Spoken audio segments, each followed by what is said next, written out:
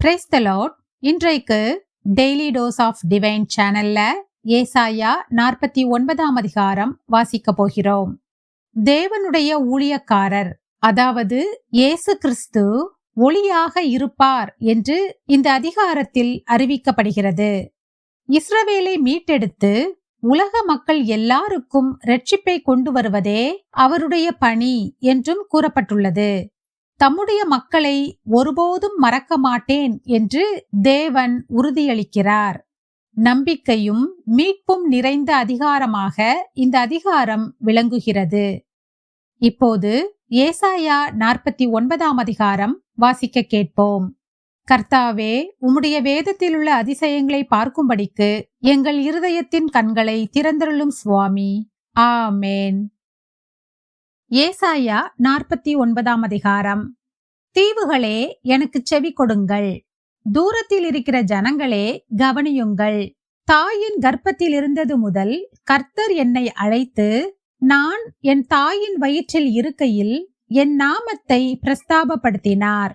அவர் என் வாயை கூர்மையான பட்டயமாக்கி தமது கரத்தின் நிழலினால் என்னை மறைத்து, என்னை துலக்கமான அம்பாக்கி என்னை தமது அம்பரா தூணியிலே மூடி வைத்தார்.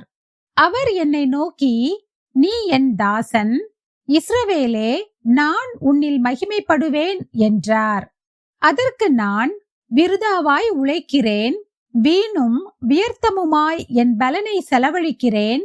ஆகிலும் என் நியாயம் கர்த்தரிடத்திலும் என் பலன் என் தேவனிடத்திலும் இருக்கிறது என்று சொன்னேன். யாக்கோபை தம்மிடத்தில் திருப்பும்படி நான் தாயின் கர்ப்பத்தில் இருந்தது முதல் கர்த்தர் தமக்கு தாசனாக என்னை உருவாக்கினார். இஸ்ரவேலோ சேராதே போகிறது. ஆகிலும் கர்த்தருடைய பார்வையில் கனமடைவேன். என் தேவன் என் பலனாயிருப்பார். யாக்கோபின் கோத்திரங்களை எழுப்பவும் இஸ்ரவேலில் காக்கப்பட்டவர்களை திருப்பவும் நீர் எனக்கு தாசனாயிருப்பது அற்ப காரியமாயிருக்கிறது. நீர் பூமியின் கடைசி பரியந்தமும் என்னுடைய இரட்சிப்பாய் இருக்கும்படி உம்மை ஜாதிகளுக்கு ஒளியாகவும் வைப்பேன் என்கிறார். இஸ்ரவேலின் மீட்பரும் அதன் பரிசுத்தருமாகிய கர்த்தர் மனுஷரால் அசட்டை பண்ணப்பட்டவரும் ஜாதியாரால் அருவருக்கப்பட்டவரும் அதிகாரிகளுக்கு ஊழியக்காரனுமாயிருக்கிறவரை நோக்கி, உண்மையுள்ள கர்த்தர் நிமித்தமும் உம்மை தெரிந்து கொண்ட இஸ்ரவேலின் பரிசுத்தர் நிமித்தமும் ராஜாக்கள் கண்டு எழுந்திருந்து பிரபுக்கள் பணிந்து கொள்வார்கள் என்று சொல்லுகிறார். பின்னும் கர்த்தர், அனுக்கிரக காலத்திலே நான் உமக்கு செவி கொடுத்து இரட்சண்ய நாளிலே உமக்கு உதவி செய்தேன். நீர் பூமியை சீர்படுத்தி பாழாய் கிடக்கிற இடங்களை சுதந்தரிக்க பண்ணவும் கட்டுண்டவர்களை நோக்கி புறப்பட்டு போங்கள் என்றும் இருளில் இருக்கிறவர்களை நோக்கி வெளிப்படுங்கள் என்றும் சொல்லவும் நான் உம்மை காப்பாற்றி உம்மை ஜனங்களுக்கு உடன்படிக்கையாக ஏற்படுத்துவேன். அவர்கள் வழியோரங்களிலே மேய்வார்கள். சகல மேடுகளிலும் அவர்களுக்கு மேய்ச்சல் உண்டாயிருக்கும். அவர்கள் பசியாயிருப்பதும் இல்லை, தாகமாயிருப்பதும் இல்லை. உஷ்ணமாகிலும் வெயிலாகிலும் அவர்கள் மேல் படுவதும் இல்லை. அவர்களுக்கு இறங்குகிறவர் அவர்களை நடத்தி அவர்களை நீரூற்றுகளிடத்திற்கு கொண்டு போய் விடுவார். என் மலைகளை எல்லாம் வழிகளாக்குவேன். என் பாதைகள் உயர்த்தப்படும். இதோ இவர்கள் தூரத்திலிருந்து வருவார்கள். இதோ அவர்கள் வடக்கிலும் மேற்கிலும் இருந்து வருவார்கள். இவர்கள் சீனீம் தேசத்திலும் இருந்து வருவார்கள் என்கிறார். வானங்களே, கெம்பீரித்து பாடுங்கள். பூமியே களிகூறு. பர்வதங்களே, கெம்பீரமாய் முழங்குங்கள். கர்த்தர் தம்முடைய ஜனத்துக்கு ஆறுதல் செய்தார். சிறுமைப்பட்டிருக்கிற தம்முடையவர்கள் மேல் இரக்கமாயிருப்பார். சீயோனோ, கர்த்தர் என்னை கைவிட்டார், ஆண்டவர் என்னை மறந்தார் என்று சொல்லுகிறாள். ஸ்திரீயானவள் தன் கற்பத்தின் பிள்ளைக்கு இரங்காமல் தன் பாலகனை மறப்பாளோ?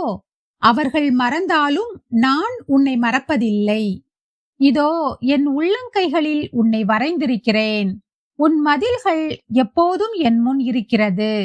உன் குமாரர் தீவிரித்து வருவார்கள்.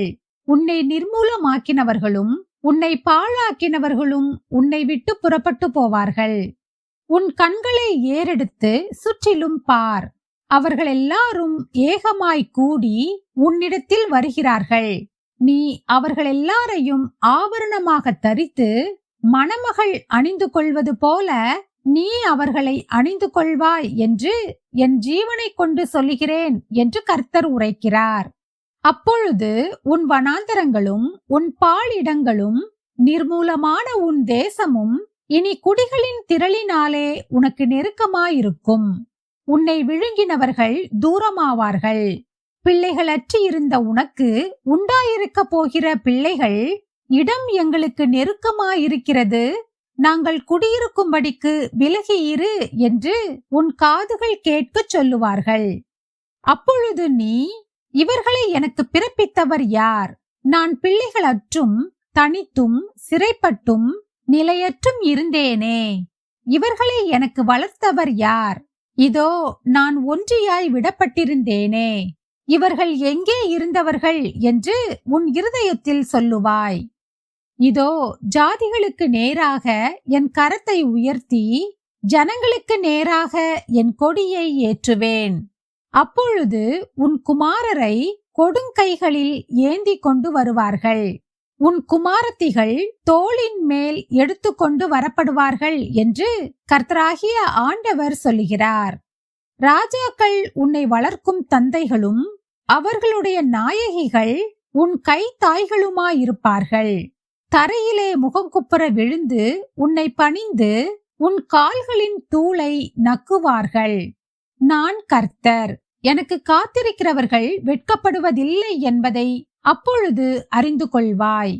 பராக்கிரமன் கையிலிருந்து கொள்ளை பொருளை பறிக்க கூடுமோ? அல்லது நீதியாய் சிறைப்பட்டு போனவர்களை விடுவிக்க கூடுமோ? என்றாலும் இதோ பராக்கிரமனால் சிறைப்படுத்தப்பட்டவர்களும் விடுவிக்கப்படுவார்கள். பலவந்தனால் கொள்ளையிடப்பட்டதும் விடுதலையாக்கப்படும். உன்னோடு வழக்காடுகிறவர்களோடே நான் வழக்காடி உன் பிள்ளைகளை ரட்சித்துக் கொள்ளுவேன். உன்னை ஒடுக்கினவர்களுடைய மாம்சத்தை அவர்களுக்கே தின்ன கொடுப்பேன். மதுபானத்தால் வெறி கொள்வது போல் தங்களுடைய இரத்தத்தினால் வெறி கொள்வார்கள். கர்த்தரும் யாக்கோபின் வல்லவருமாகிய நான் உன் இரட்சகரும் உன் மீட்பருமாயிருக்கிறதை மாம்சமான யாவரும் அறிந்து கொள்வார்கள் என்று கர்த்தர் சொல்லுகிறார். தேவன் என்னை ஒருபோதும் மறக்க மாட்டார் என்பதை நான் நம்புகிறேனா? நாம் ஜெபிப்போம். அன்பின் பிதாவே, இந்த அருமையான காலை வேளையை தந்ததற்காக உமக்கு நன்றி ஏசப்பா. கர்த்தாவே, உமது அன்பிலும் உமது வாக்குறுதிகளிலும் நாங்கள் உறுதியாக நிலைநிற்க எங்களுக்கு உதவி செய்யும். இயேசுவின் மூலம் ஜெபிக்கிறோம் பிதாவே. ஆமேன், ஆமேன். நாம் அடுத்த நாள் வேத வாசிப்பில் சந்திப்போம். God bless you.